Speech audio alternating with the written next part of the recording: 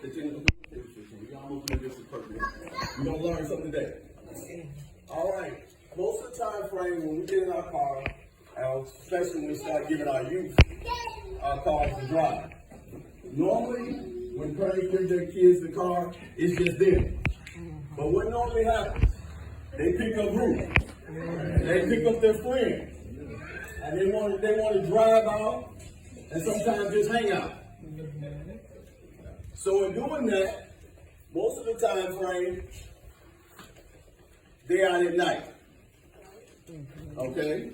Coming back maybe from a movie or gaming. Do you talk to your kids about traffic stops? Now, because a lot of times they're not with you. They might be with somebody else, taking them back and forth. All right. Normally what happens, we're going to see. You watch TV. I know you probably watch a lot. You watch TV?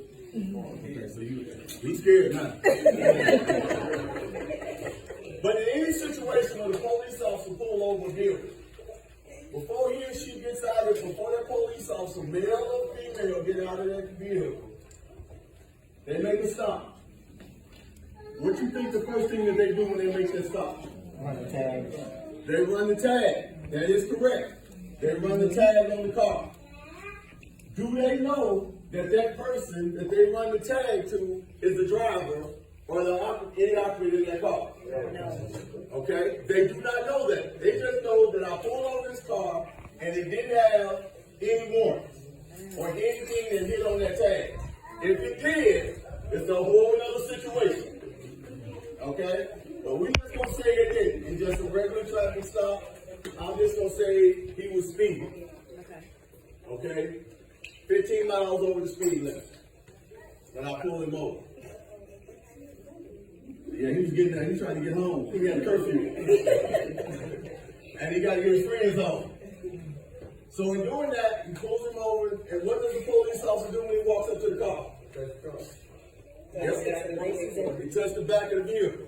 Why do you think he touched the back of the vehicle and he or she touched the back of the vehicle? Something happens to him, that fingerprints will be most likely. Because most of the time frame when they do whatever they're going to do, they take off. And what they're going to do, they're going to bail out their car. So it's going to give that police department an evidence based on that fingerprint that that officer was there at that vehicle. All right. So, when I turn my lights on, they know how to pull them, get ready to pull them over. I'm going to walk up to the car. I see 4 people in the car. I do not know what their ages are. I just can see 4 people.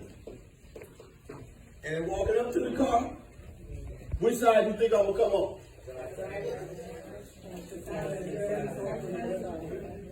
Based on the safety, I can come from the left or the right.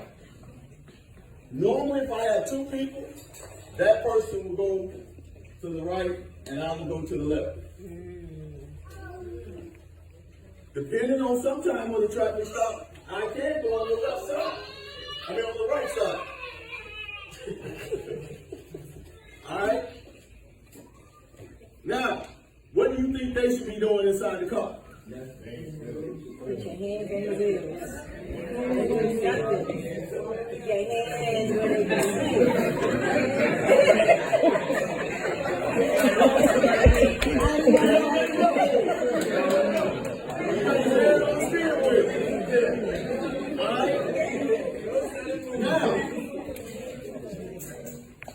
What do you think the passenger should be doing?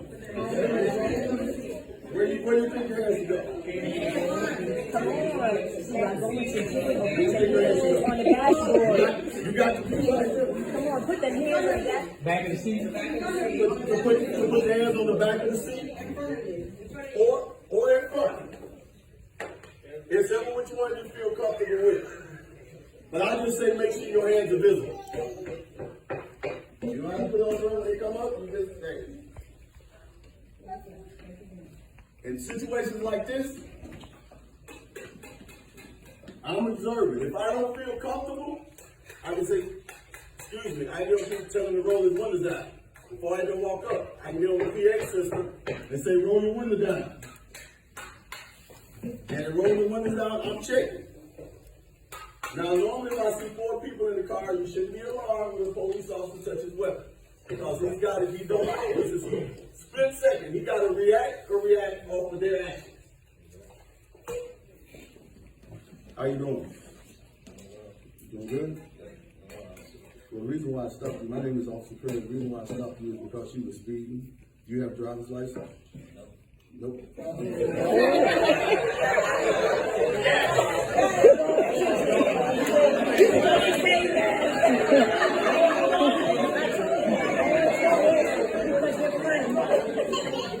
Hey, baby.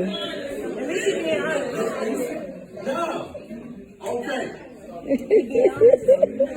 Being honest will save you a lot of time from going through a whole bunch of stuff. Because the next question I'm going to ask is, since you don't have no license, who car is it? Because I'm looking at the tag, and then the next question, you got ID. Okay, you got ID. So that's going to get him to the next situation with him having an ID. So he give me his ID.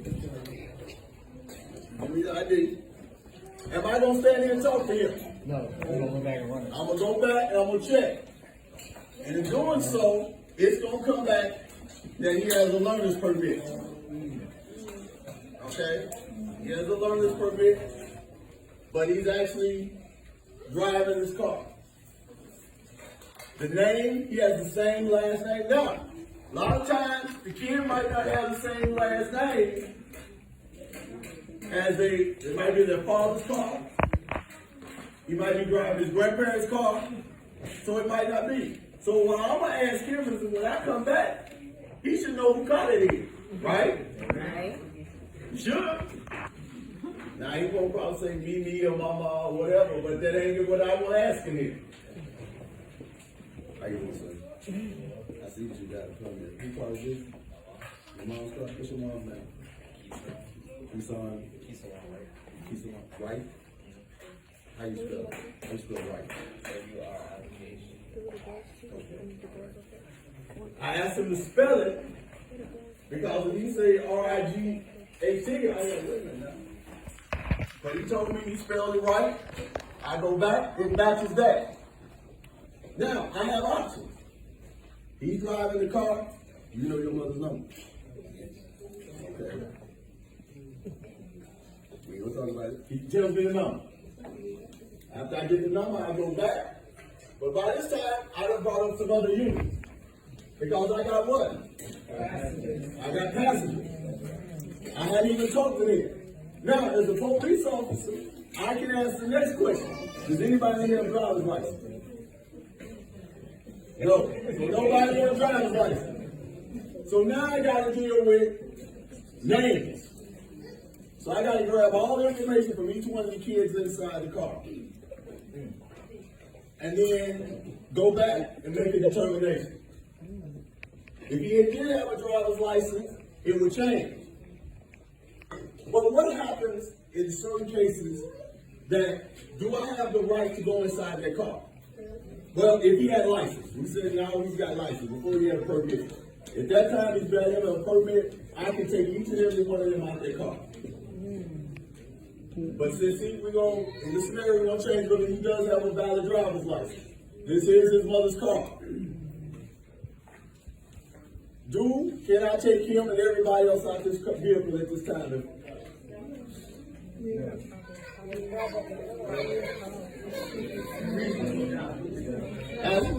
But do I have a probable cause to get into the vehicle?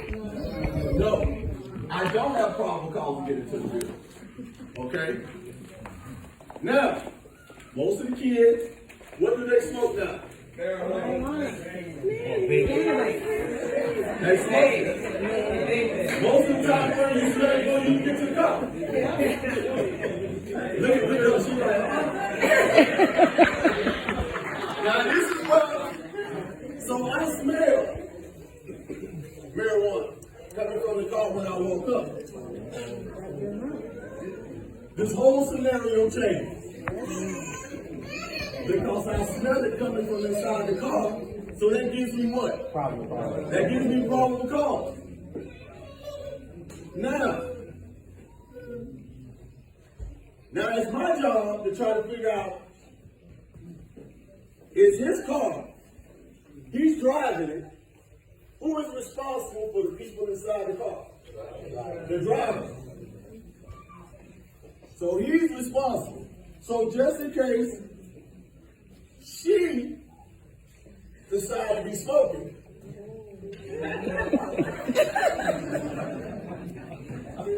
Absolutely not. but he's the driver.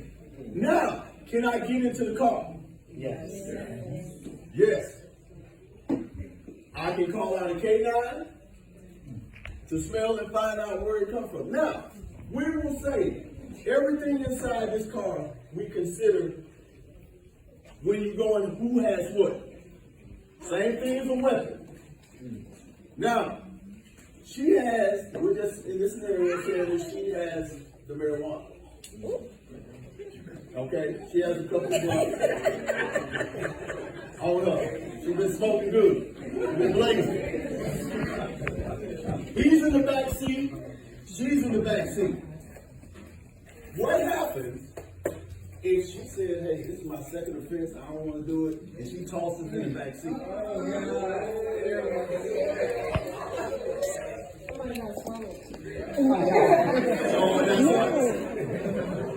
So in this scenario, everything starts to change. Because she tosses it in the back seat. Who's in the back seat? Now, can I talk to them? Yes. Should they talk to me? No. Should they? No. And let's just say, hey, mine, see it through it. Okay. But at this point, if any one of them don't admit, but still, I would recommend you don't say nothing. Now, is everybody gonna get charged? Absolutely. The driver gonna get charged because what?